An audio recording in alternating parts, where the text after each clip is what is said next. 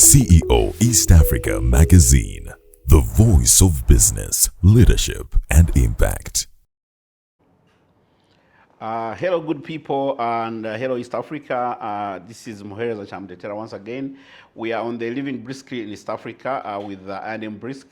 I'm sure the guest I have today will be telling us more about it. But basically, this is a product that allows you to move around East Africa and move with your money and transact at any of the I&M branches in the region as if you are transacting from home. And we last week were in Nairobi. We had a great time. Unfortunately, you couldn't see some of the things we did that have nothing to do with the bank, but it was a great time. And of course, we were able to move around with I&M, make all the payments through the I&M MasterCard.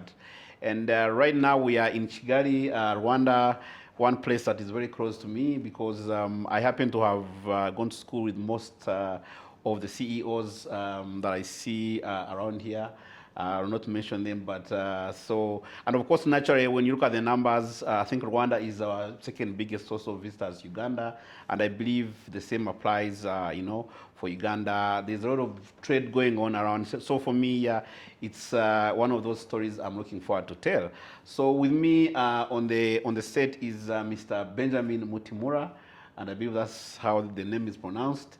The CEO of I&M Bank Rwanda. He's here to tell us the story about I&M Rwanda, to tell us a bit about Rwanda as a country, but also to tell us how the bank is assisting in facilitating the interregional trade, as well as I know that most times when we move, we don't only just go to trade, we're also going to have fun. I'm sure there's a lot of tourism going on across. So it's more of, doing business, work and play, and how I&M Bank is facilitating it. So welcome, Mr. Mutimura, and happy to have you on set. Thank you very much. Thank Great. you for having me. Yes. So maybe just to go straight to the this whole interview. I think for me the most interesting thing, first of all, is we would like to first know you. Of course, I've been checking you out a bit on LinkedIn, and I know you've had an illustrious career in the banking industry. Let's start from knowing you, the person, before we get to hear more about I&M Bank Rwanda. So, in short or long, whichever way you prefer, tell us more about yourself so we can get to know you. Thank you very much, and welcome to Kigali, Thank you. the cleanest city of Africa. I agree. Yeah, I'm Benjamin Mutimura, as you mentioned. Yeah. I'm a banker. I've been in the banking system for the last almost 20 years. My background is in economics. I did the development economics. And one thing that drives me is creating impact. I've worked with I&M Rwanda for the last 16 years and worked with another bank for 3 years. So in total, that's my experience. Okay. I started off my career in education, again, where I spent more than 6 years. And I'm very passionate about education. So that's me. Okay. And what specifically about banking? Because I mean, most of today's young people, if you check literature and also in practical experience, most guys tend to work, in an industry or in one place for just a few years and just run away to wander off to do other interesting things. And to be honest, for some of us people, we think banking is boring. Was putting on suits every day. And what is it that makes you so passionate about banking? Of course, you mentioned a bit about impact, but I'm sure there's a little bit more. Well, there is more to the tie in banking. Actually, banking is a fun place to be. Okay. I started my career as a junior officer, and I want to make a testament that I&M is a great place to work. I was young, and my ambition was to spend 2 to 3 years, but I was hoping because I&M has been great. I worked for finance department, credit department, retail banking department, corporate department, so I've done it too. But most importantly, when you are able to impact lives, you are able to see the results of your work, and you are dealing with something which is precious. You are giving finances to the society, and you can see the impact it's creating in the society. And for the young people, especially, when I was a young man, I used to wonder what does it take to become a CEO, and of course, for me, I was like I had to break off to go and start my own newspaper and impose myself on people as a CEO. But of course, for you, having worked through this, you've earned it, and I'm sure you've gone through these different departments like you've mentioned. Well, what are some of the key lessons that you've learned rising up that that you could share with some of the guys out there who are still midway their career and they are still struggling in terms of wondering what does it take to get to the top? I would advise my fellow young people, I'm still young as well, there are two secrets. I would say the first one is discipline. The second one is focus. When you have discipline in what you are doing, and you are improving your knowledge every time, and you are able to focus on what you are doing, I think success is assured. So most of the time we want to rush to get success, but success comes your way when you are disciplined and you are focused. Maybe the other element, number 3, that I want to mention is passion. Most of the time we don't go where we are passionate about. I think when you are passionate, you put discipline, you are focused in what you are doing, success, you can even go further than CEO. Okay, interesting. So discipline, focus, and passion. Yes. Okay, very, very interesting. And as a leader, is there? And I mean, I've had a chance to look at the numbers of the bank, and we'll get to talk about that a bit later. But as a leader, have you evolved your own leadership like style or philosophy that you could say, this is what works for me, and is that something you'd like to share with some of us here? Maybe there's 1 or 2 leaders out there who could be still struggling to find out what their philosophy is.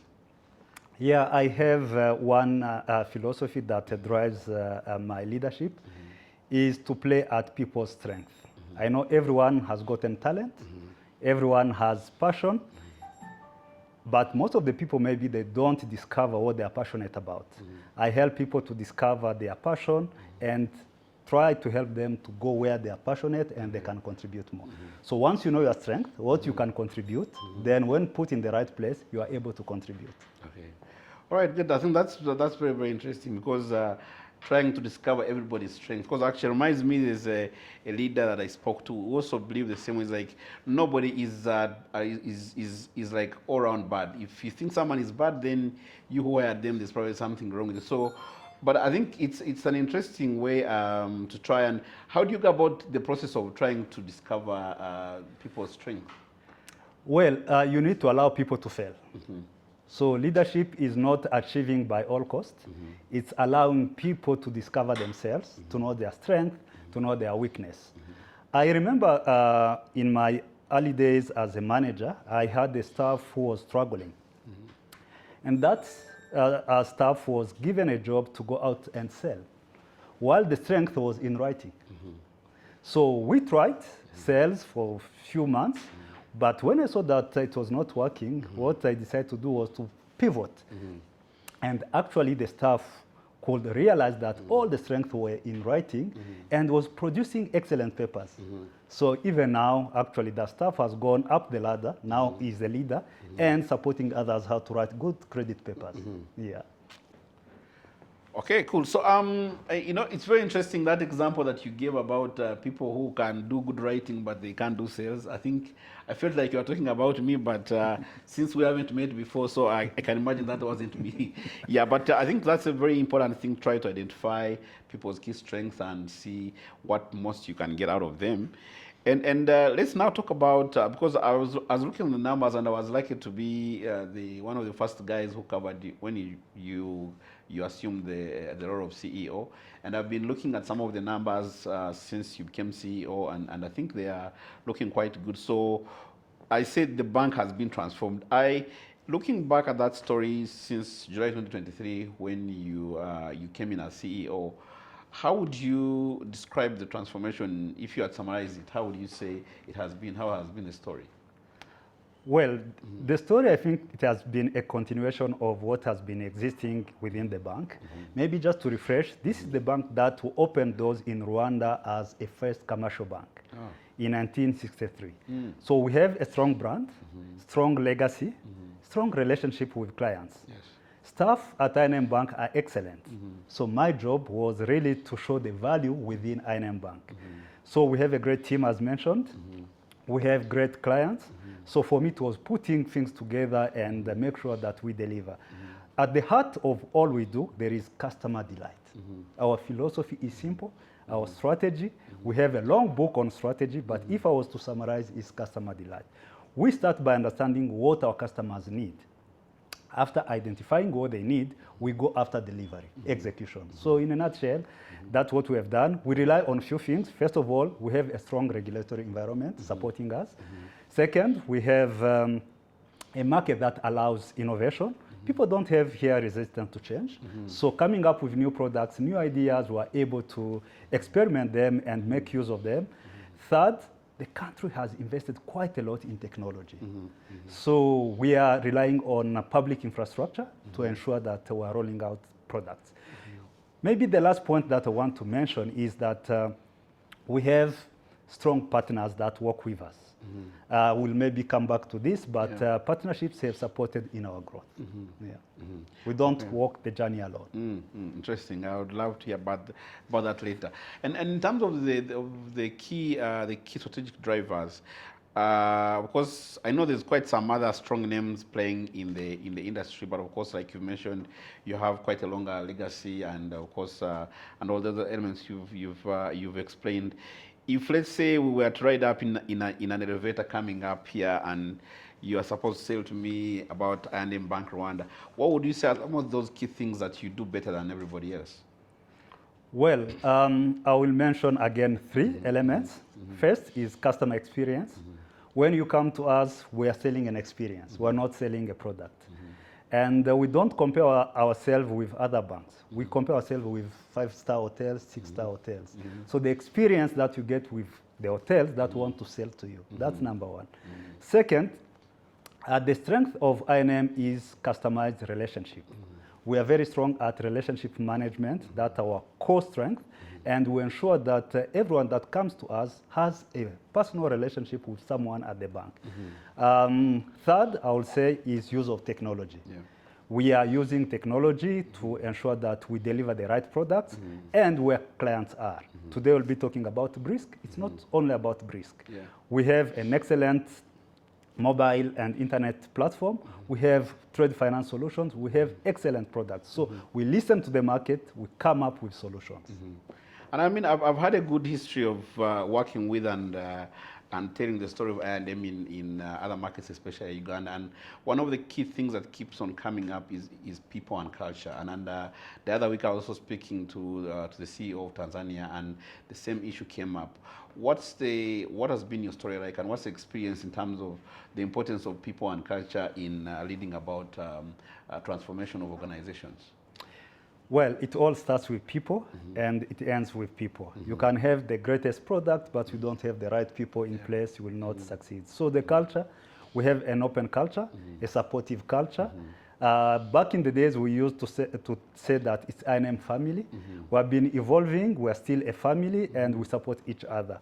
Once internally you have that glue of relationship binding all the stuff, it's much easier to go out and support our clients. So I would say that the culture is open, fair, and friendly. So we support each other and we are able to move as a team. I mentioned to you that I joined when I wanted to work here for 2 years, but without knowing, now I've done more than 16 years. So it's a place where you want to work. It's a fun place. We have a lot of celebration. This morning we're celebrating women. Last week we had other celebrations. So every time we have something to celebrate. It's a family, and we live in celebrating people. When are you celebrating men so I can come back? November. November is Men's Month, so you can come around 17th. And is that the thinking behind the on your side mantra? Well, I believe that we need to be happy wherever we are. And we spend a lot of time in the workplace. So we make sure that everyone is happy. First of all, you connect with what is your passion in the workplace. Second, you connect with colleagues. We build teams. We work together as teams and we move as teams. So once you are passionate about work and you have great colleagues, there is nothing preventing your success. And I know you've touched quite a bit on this question, but I'm just thinking, and for me, this question is for somebody who's just been appointed CEO. They are going into a new organization, and they are looking at how to transform it. And looking at your story, the story you had at I&M Bank Rwanda, and you did mention, of course, it was a continuation of what has been taking place. But from your own story, these 3 also years you've been, in charge. What are some of the quick lessons you learned about how to transform organizations? Well, the few lessons that I've learned how to move quickly and transform an organization, I will say that you need to be a great listener. Because you can't run an organization by yourself. You have a team. You need to listen to them, understand their struggles, their passions, their ideas about business, and you are able to get great ideas. That's first. Second, you need to lead with empathy. When people that you have a genuine concern about their lives, what they are doing, and who are supporting their ambitions and vision, people will come to your vision and they will help you to achieve what you want to achieve. Third, stakeholders management. We are part of a bigger family. Yeah. We are across the region. We work together, and we need to interact. So how are you interacting with others? How are you capitalizing on the strength you have as a group? So group synergies, again, it's something that I can tell people, there is always strength in collaboration. Maybe the last one is innovation. You can't keep offering the same products or solution to evolving clientele. We have in Rwanda more than 70% of our clients, or even the population, they are very young. So as you mentioned before, when you are young, you want to jump into different direction. The same, our clients want to try new things. So when you keep innovating, bringing in new solutions, new services, you are able to engage and connect with your clients. So innovating for engagement, that's a key strength for the bank. Okay. Actually, I was going to ask about managing young people. It's one of those things. I don't know if they. I mean, I've not gone to MBA school, but I don't know if they teach it in management. But everywhere you look, looks like managing the Gen Z especially is a whole issue of its own. And I was interviewing another CEO recently. When I asked him about managing Gen Zs, he's like, you see, this is not just about Gen Zs as our employees, but also Gen Zs as clients, because the two of them work together. And he even extended it to the element of, even we have Gen Z children. So how you rate with all those 3 is almost rated. How is your experience managing these young people, keeping them interested, and making sure that they give their best while also trying to take care of their own other interests that are quite different from some of us a little bit older people? There are a few things I've learned from the young generation, what we call Gen Z. First of all, they work with a purpose. They are not here to work, I would say, only for money, because they are coming from families that relatively are well established. So for them, they are trying to connect with a purpose they have for their lives. Second, what I've learned from them, they are very productive. Tell them what to do, don't tell them how. They'll come up with solutions, and you'll be surprised how quickly they can achieve actually things that otherwise you could achieve in many days. Third, I think they want that engagement. They don't want bureaucratic environment. They want accessibility. They want to get feedback. They want to be heard when they surface the issues. So I think having Gen Zs, for me, actually, it's a blessing, because you can work differently. Yeah, interesting. As talking to a friend of mine, she's in HR, and she was sharing an experience about Gen Zs. So this Gen Z guy didn't show up for work.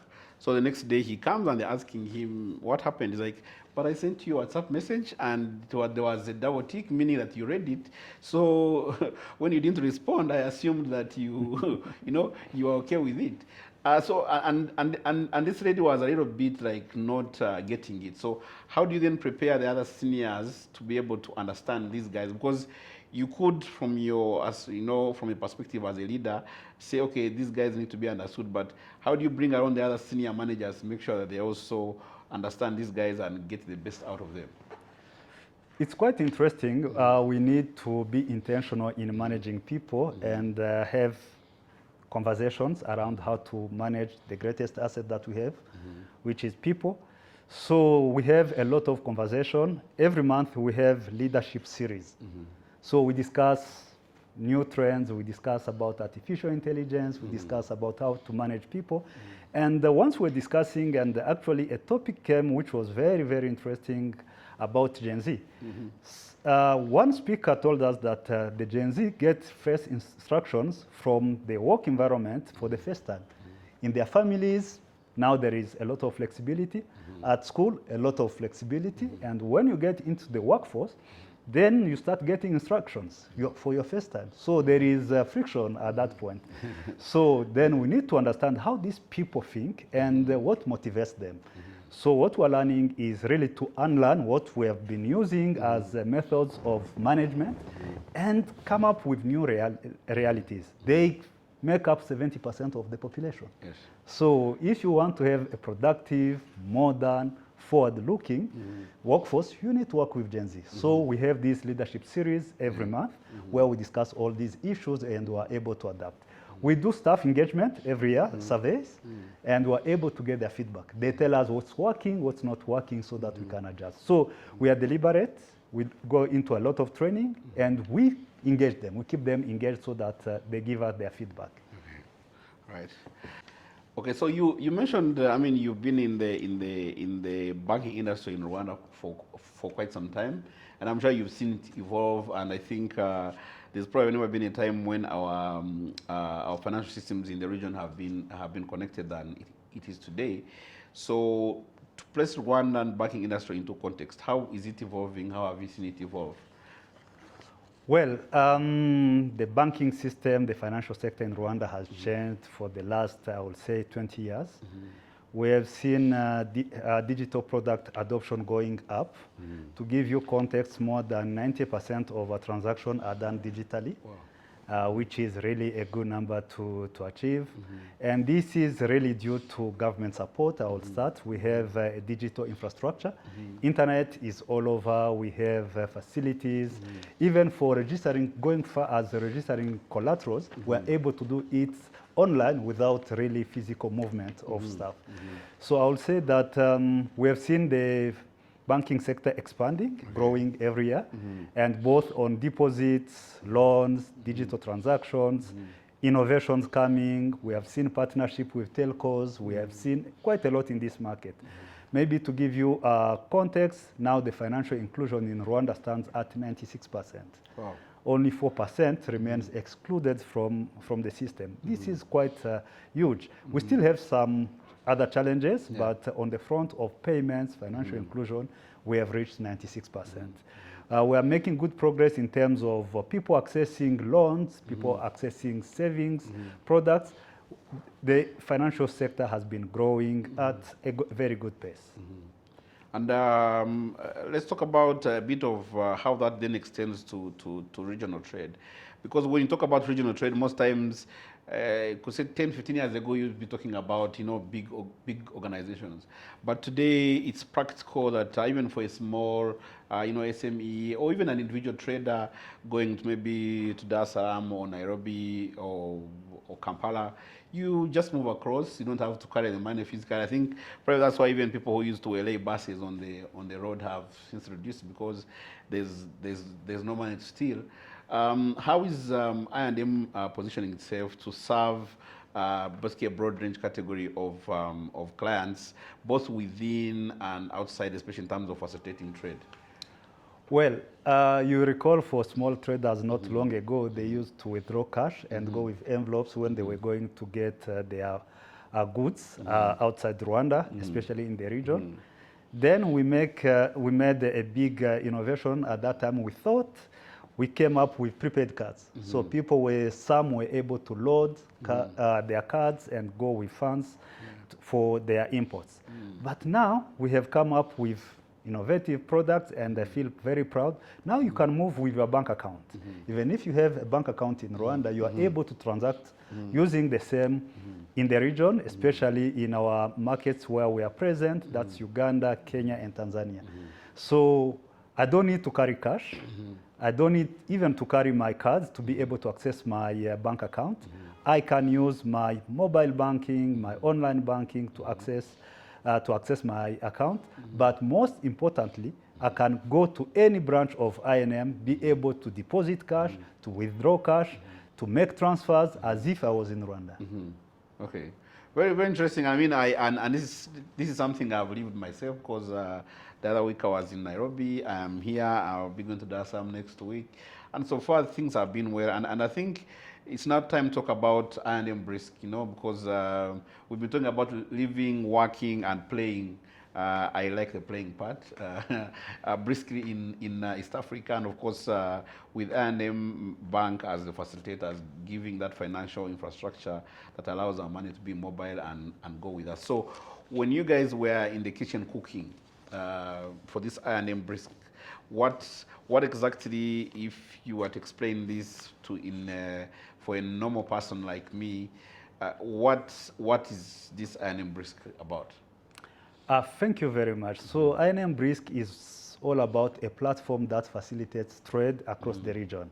And it's a platform responding to specific questions. One, initially when we're going into the region, we had to carry hard currency. You need to look for dollars. Now with Brisk, you are able to deposit Rwandan franc and withdraw either Ugandan shillings, Kenyan shillings, or Tanzanian shillings where you are. So that need of foreign currency has been eliminated. That's one. Second, speed. You are able to access your account anytime you want. So again, it's instant. You can get on your mobile money or get on your internet banking and do any transfer in the currency of where you are. Third is convenience.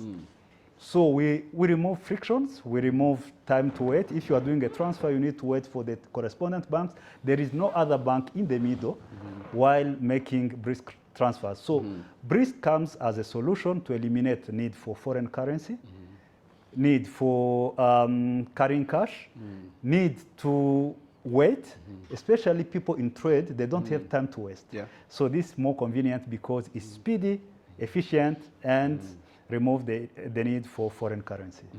And could you paint for us a practical use case scenario? Say maybe so-and-so is doing this business, is here, and you know, who are you whom did you have in mind when you're creating this product? So Brisk was actually designed for small and medium enterprises, even individual clients. So when you are going to buy goods in Tanzania, and when you get there, you find that prices have increased or you need additional funds. When you have done a transfer initially, you are able immediately to access your account and pay for additional funds.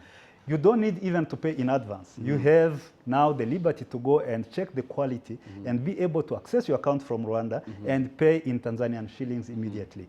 And so when we were designing this, it was for small traders going in the region so that they can have this flexibility. We know for corporates, they have other means of paying and they are big, they have resources, they can use other structured trade finance instruments, but for small traders, we had them in mind when we were designing Brisk. Okay, and to use this Brisk, you of course you have to have an account, but then I also do understand that for anybody who wants to send you money, they can just walk into a branch and deposit on your account. They don't have to. Is that the case? Exactly. So the beauty of Brisk, you get funds in Rwanda and you want to buy stuff across the region, you are able to do so. So if you want to become an I&M client, we can facilitate you to open an account and you are able to access Brisk immediately. So it gives flexibility, and there is the major benefit actually when you are traveling and someone back home deposits funds on your account, you are able to use them in the currency of the country where you are. So which is a big advantage of Brisk. Okay. And good for me, you don't have to open for me one, I already have one. So we good. There is no need. There is no need at all. So from having conversations, have you had some conversations with some of the early adopters and the early users, and what are some of the stories they are sharing? Yeah, actually, I didn't know the power of Brisk until I got a call from a client who is a trader. He told me for a reason Brisk was not working. He told me, he escalated to me. I think today we're having challenges with Brisk, and I'm holding on my transfers until Brisk is up.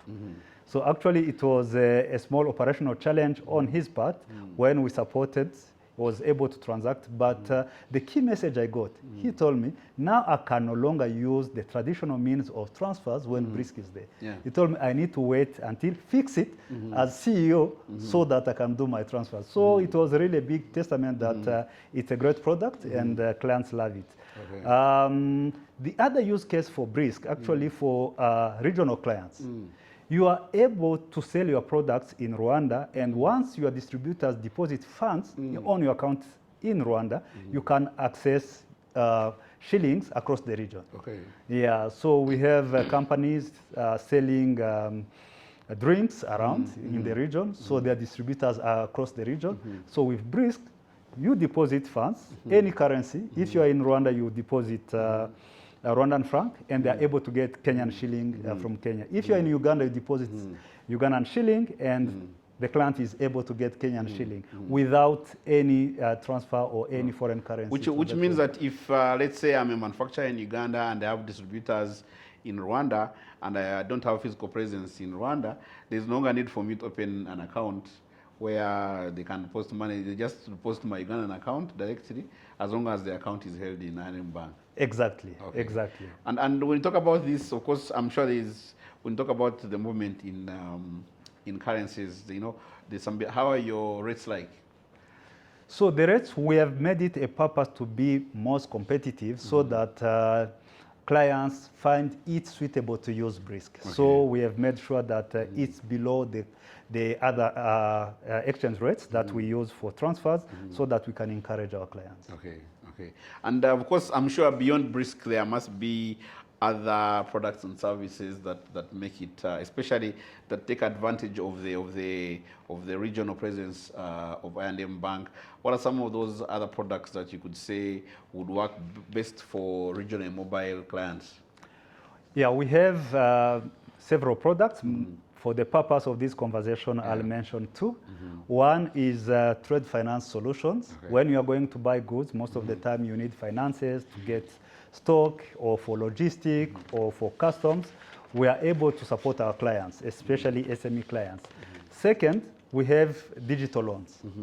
Most of the time you are short of funds when we are not around and you need to access cash quickly. So what we do, we are able to approve in an instant way so that you can get access. So Brisk is an entry point, but not the finishing line. Okay. Actually, once we are using Brisk, we are able to access other trade finance facilities, digital loans, and be able to advance your business.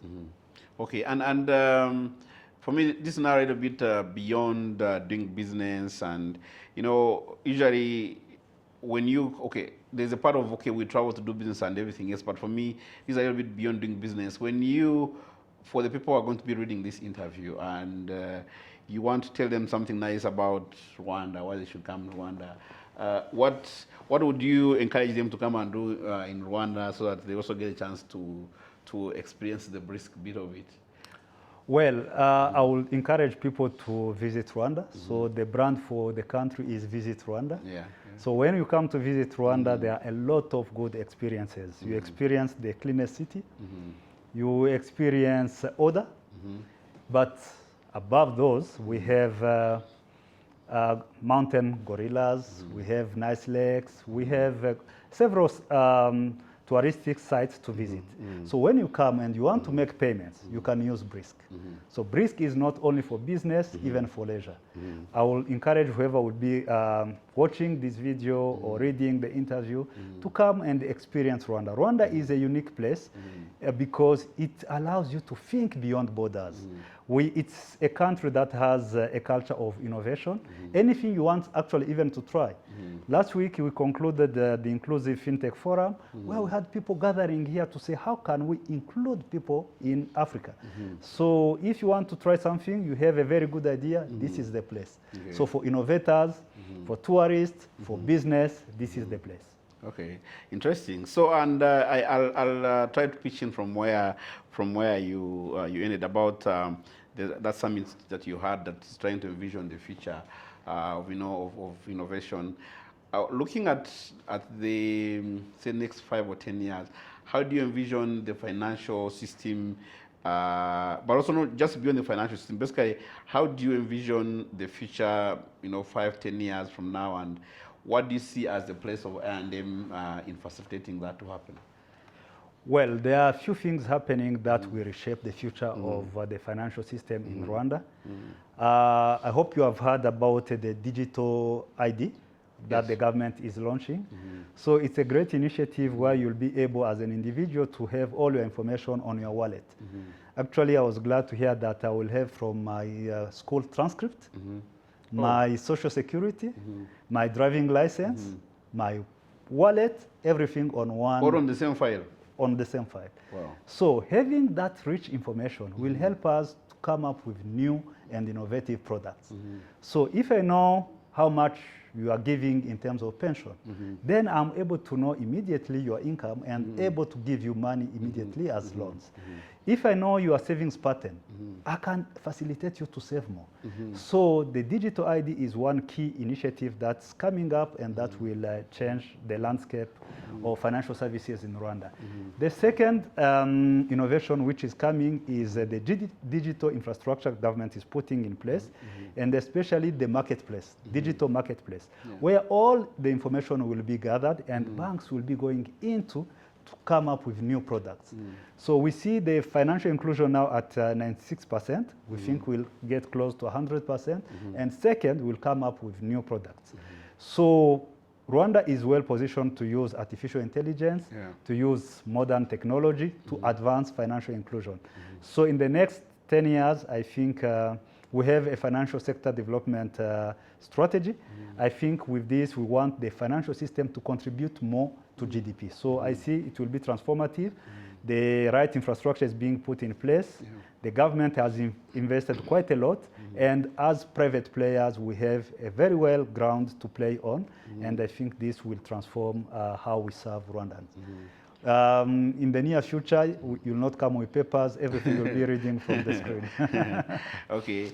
And then how do you see I&M? I mean, okay, and I'm sure you, from where you sit and in the cooking, when you guys are cooking in your kitchen, how are you preparing yourselves to take advantage of this, of all these great things that are happening? So with what the government is doing, we're getting a lot of data. Data being the new oil, and we'll be able to use the data to come up with innovative products. The underlying principle that guides us in developing new products is to listen to the market, what the market needs, and we are able to come up. But we think that we'll have most of our products in a digital way, and we'll be able to get a much bigger reach, given that the cost of serving clients will reduce, and we think that even products we'll be offering will be more affordable and scalable. Okay. And amid this, and this is probably the last question. Amid all these great things that you're doing, and of course I did look at your Q3 numbers for 2025. How is the market rewarding you in terms of profitability and other growth elements? Yeah, being a listed company, I'll not talk about Q4, even if we have numbers. Those published Q3. Yes. Year on year, we have been growing above 30%. And we started off actually when our market share was single digit in some areas, but I'm glad to tell you that in all metrics, we are double digit and growing. So year on year, 30%, being deposits, loans, profitability. But beyond the numbers that the bank is making, the lives we're impacting is the most important. When we were starting, I talked about impact. We have been able to support small and medium enterprises. To give you context, for the last 3 years, our exposure to small to SMEs has actually grown by 4-fold. Yeah, so which a big achievement for us. If you look into employment creation, women support, recently we launched women customer value proposition, where we are able to give collateral-free loans to women. We are able to give them loans which are single digit, while others are actually all of them are double digit. So we're coming up with innovative products to support the ecosystem. So that's the major strength. While we're making progress, but the impact we're making in the market is the most important metric we are following. And I keep on, everywhere you look these days, everybody is doing something for the woman. I wonder why that leaves the boy child. Well, the philosophy is leaving no one behind. Okay. So, you know, from our societies, most of the time women didn't have access to financial services, while the young man, the young boy had already access. So it's creating a level playing field for everyone. Okay. That's why we're focusing on women, but without forgetting even the men. Okay, cool. I think that's a very interesting way how to end it. I don't know from your side, is there anything that you probably want to put across for our viewers that I could have left out in my questions? I think you have covered everything, but the most important aspect of doing business is for which purpose. The purpose as I&M group, which we share, is really to impact lives, is to transform lives financially. We have been working towards not only availing financial solutions, but integrating people. So impacting people, make sure that we are giving the right solutions is our main purpose. So we'll continue living our purpose to ensure that we impact the communities where we live. Okay. All right, thank you very much, Benjamin. It's been great to have you. Thank you very much. I promise you I'll be back in November. Thank you so for women, for men's day. for men's month, and I hope to get all the goodies that you prepared for the men. And indeed. Thank you for the good work you're doing, and we'll be happy to continue telling the story. Thanh you very much. Thank you. Right. Appreciate it. Yes. Cool. Follow CEO East Africa Magazine across all our digital platforms and stay connected to the conversations shaping business, leadership, and impact in Africa.